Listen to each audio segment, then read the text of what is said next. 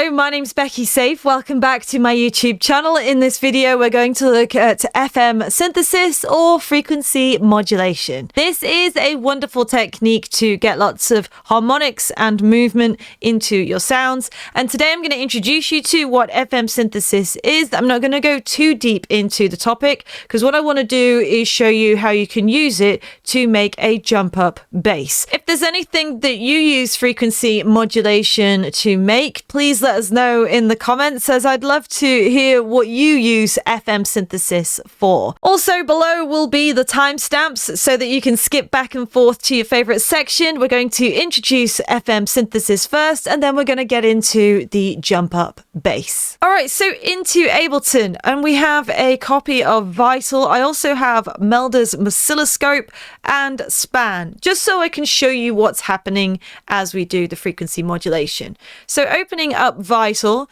and what we're going to do is get a basic shapes sine wave, and the quickest and easiest way to show you this is just to get another basic shapes and sine wave. Now that we've got our two sine waves in Vital, we're going to use one of them to morph and shape the shape of the other one so that it produces a different timbre and sound. The wavetable that is being changed is known as the carrier, and the one that is doing the manipulation or the modulation, that is known as the modulator. So in summary, we're using the phase and the pitch of one wavetable to manipulate and change the phase or shape of the other wavetable. Back into Vital, and let's activate frequency modulation. So in this instance, oscillator 1 is our carrier oscillator or operator, and we're going to use oscillator 2, the modulator, to manipulate oscillator 1.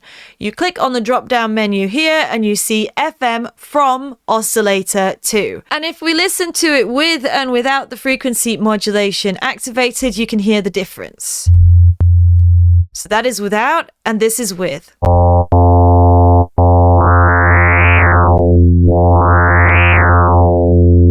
Vital's got a really cool display in the top right where you can actually see what is happening in real time.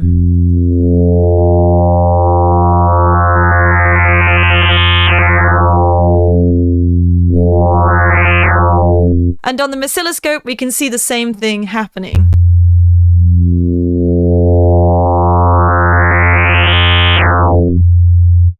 On Span, also, we're going to see more kind of timbre. Remember, timbre is the bit that makes up the character of the sound. So you have the tonal part, and the timbre is the harmonics that make up the character of the instrument.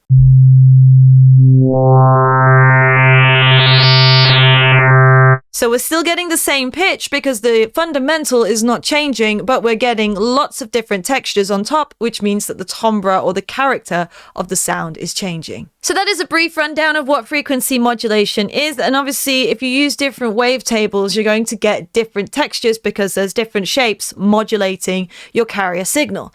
Now we're going to do the jump up bass. So I'm going to initialize this preset.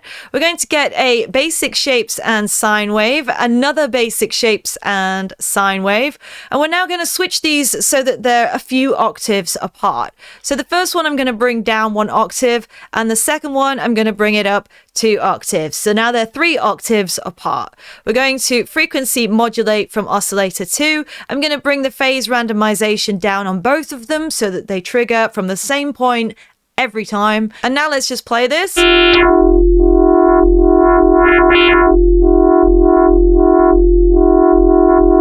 So you can hear there that we've already getting that kind of growly texture from the frequency modulation. On oscillator 1, I want to add some stereo width to this sound. So we're going to increase the unison to 2. That's going to put the waves either side of the central image. So now if you're wearing headphones especially, you'll be able to hear the stereo width. We're going to come over to the advanced tab and bring the stereo unison down.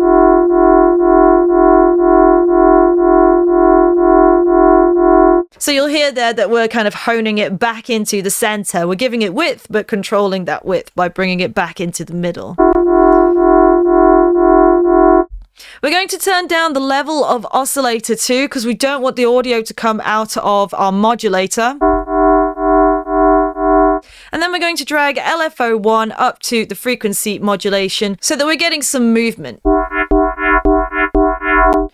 let's change the shape of our LFO so we have a little bit more of a ramp. And I'm going to bring the tempo down. Next, we're going to send oscillator 1, this is the only audio coming out of this VST at the moment, into filter 1. And I'm going to come down to a comb filter, and let's just cycle through these combs. We're going to bring it up to key tracking, and we're going to drag LFO 1 onto the frequency cutoff. And let's just cycle through the waveforms.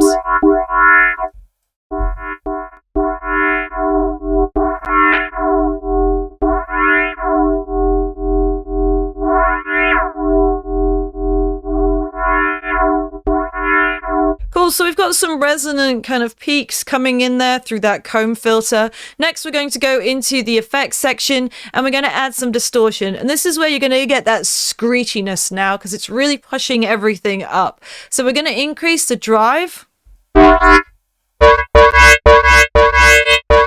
You can already hear there that that has gone absolutely mental. You can also experiment with different clipping. It's a bit much.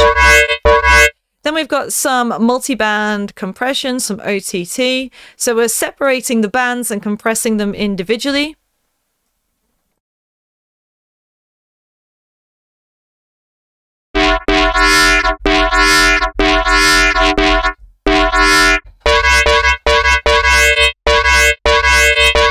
And in here, you might want to experiment by adding another filter. Maybe you want to have kind of an opening and closing using this LFO again on the frequency cutoff.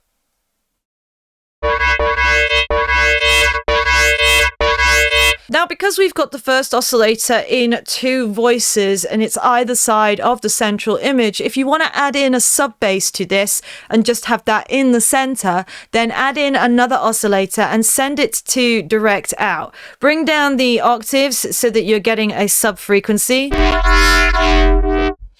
And then bring the phase randomization down to 0 as well so that it's triggering from the same start position every single time.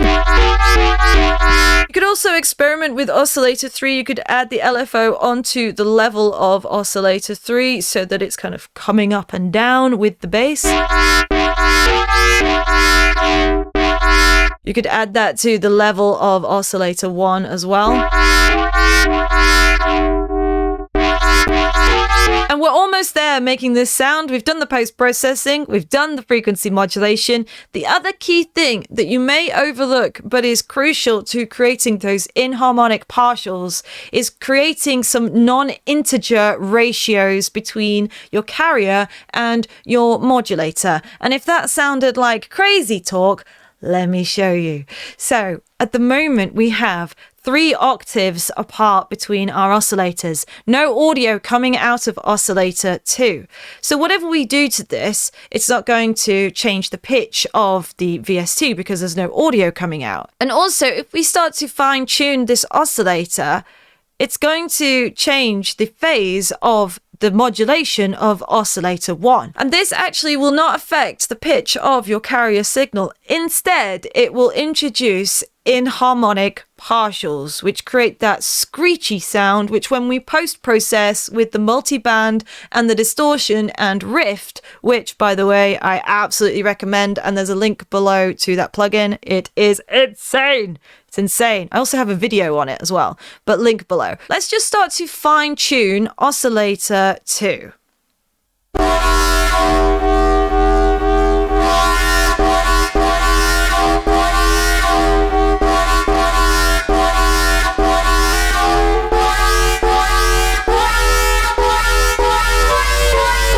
So we've raised it by 3 semitones from its 3rd octave above oscillator 1, and we've also fine-tuned it by 38.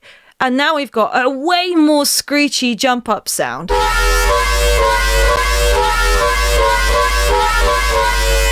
And that's because it's created a non-integer ratio. It's not a balanced ratio from oscillator 1 to oscillator 2. And that's how you get the screech. Now that we've done that, and that is our sound that we've created, and I've shown you all the different steps as to how you can create your jump up bass, what we're going to do is look at variations and different ways that you can change this sound to make it unique to yourself. So we've just got sine waves at the moment, so let's do the first switch up, which would be changing oscillator to our modulator wavetable.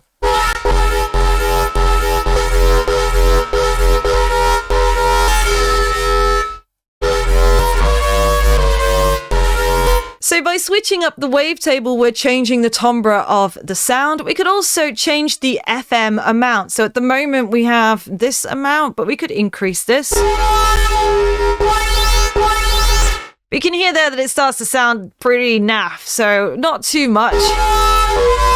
We can change the tempo, the frequency amount of our LFO, so we could speed it up or slow it down.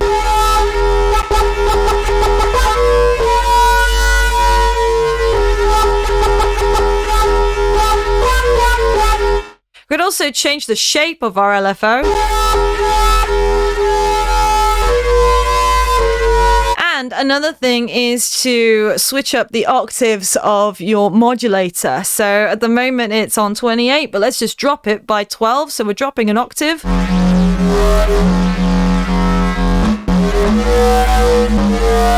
It totally depends on what wavetables you have there, and also the inharmonic partials and the pitch and the fine tuning that you do will depend on what wavetable you have in oscillator 2, your modulator. If you're new to my channel and to sound design, then please check out all the other videos that I have in my sound design playlist, and also jump on my website and you can sign up to the mailing list on there and also get yourself a cheeky little gift for my sound design courses and my Ableton Live course only on the website. All the links to everything that I've mentioned in this video below in the description. And like I said at the beginning of the video, if you're really into frequency modulation and love to design different sounds, not jump up basses, then please let us know in the comments, as I'd love to hear what you use frequency modulation for. My name's Becky Safe. Thank you for watching this video, and I will see you for another one. Bye!